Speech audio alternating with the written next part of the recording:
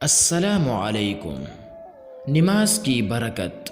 حضرت عطا ارزق رحمہ اللہ کے بہت بڑے ولی گزرے ہیں۔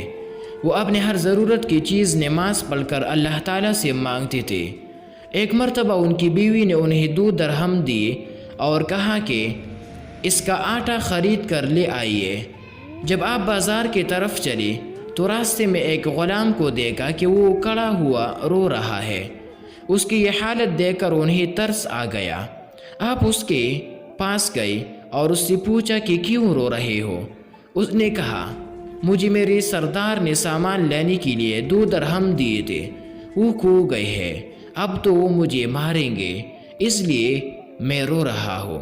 حضرت نے 2 درہم اسے دے دیے اور شام تک نماز میں لگے رہے اور انتظار میں تھے کہ کچھ ملے، مگر کچھ بھی نہیں ملا۔ جب شام ہوئی تو اپنے بڑے دوست کی دکان پر بیٹھ گئے۔ بہت دیر تک دوستانہ بات چیت ہوتی رہی۔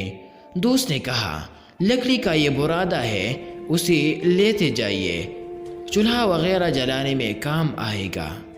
چنانچہ آپ وہ برادہ ایک تیلے میں ڈال کر گھر کے لیے چل دیے اور دروازے ہی پر تیلا رکھ کر مسجد تشریف لے گئے اور نماز پڑھ کر بہت دیر تک بیٹھے رہے تاکہ گھر والے سو جائے اور ان سے 2 درہم کے بارے میں پوچھ تاچھ نہ کرے۔ بہت دیر کے بعد گھر آئے تو دیکھا کہ وہ لوگ روٹی پکا رہے ہیں۔ آپ نے پوچھا تمہیں آٹا کہاں سے ملا؟ گھر والے کہنے لگے یہ وہی تو ہے جو آپ تیلے میں لائے تھے، یہ وہی تو ہے جو آپ تیلے میں لائے تھے۔ اور گھر والے ان سے کہنے لگے کہ ہمیشہ اسی شخص سے آٹا خرید کر لایا کیجیے جس سے آج خریدا ہے۔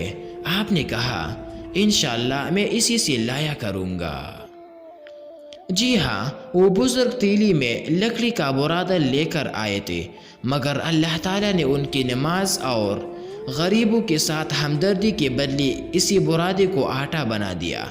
اس لیے ہمیں بھی جب کسی چیز کی ضرورت ہو تو 2 رکعت نماز پڑھ کر اللہ تعالیٰ ہی سے اپنی ضرورت کی چیز مانگنی چاہیے، کیونکہ نماز میں بڑی برکت ہے۔ انشاءاللہ اس سے ہمارا ہر کام پورا ہو جائے گا۔ واللہ اعلم بالصواب۔